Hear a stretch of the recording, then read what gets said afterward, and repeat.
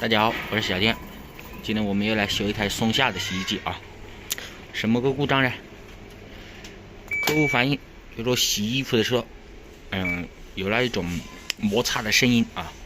松下的，就是说它的飞轮是那一种鼓状的那一种具体是不是这个学名我也不知道啊。那就是它刚开始启动这样子转的时候，有很大的那一种摩擦的那种声音。像这种故障，90%以上的都是它的皮带问题啊。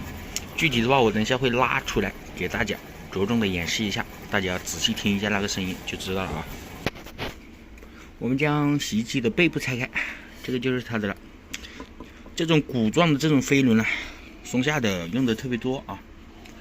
那么像这种转起来洗涤的时候，这种咯吱咯吱，不是咯吱咯吱的，就是说这种摩擦的声音啦，其实我们用手去转，它也是有轻微的这种纸张摩擦的这种声音。我们现在开机，再来听一下，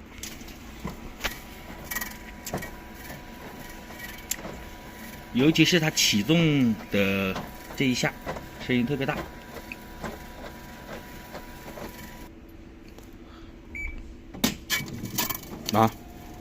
就启动的这一下，声音特别大，对吧？我们暂停，再听一下。又是这种声音。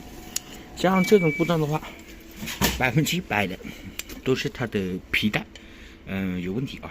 这种鼓的话，几率特别小，尤其以这一种形状的飞轮的这种情况，松下的碰的特别多啊。我们就直接给它更换一条皮带，给它试一下。那我们去这样子去扳的时候，这种声音就特别明显，看到没有？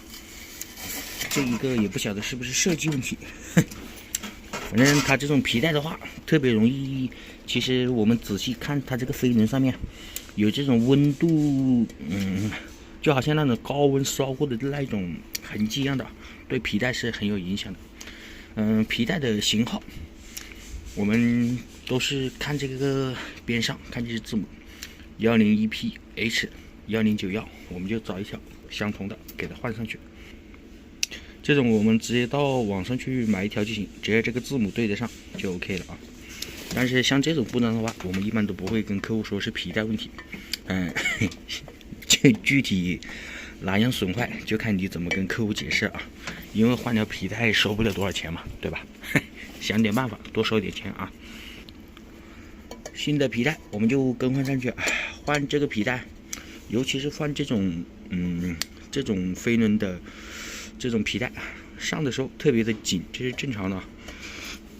我们费一点力，但是上的方法跟小天之前发过的视频是一样的啊。现在我们就再给它开机试一下，它这个声音应该就会消失。它现在启动了，就没有这个摩擦的声音，对吧？再启动一下，对吧？就没有这个声音了啊。那么说明就是这个问题。松下的这个情况非常常见啊。我换根皮带到网上去买，特别便宜的。这一个的话，你们说我等一下跟他编一个什么借口收一点钱算了嘞？好了，这期视频就到这里了。大家如果还有什么家电方面不懂的，可以在评论区留言，我看到的都会第一时间回复的。感谢观看，再见。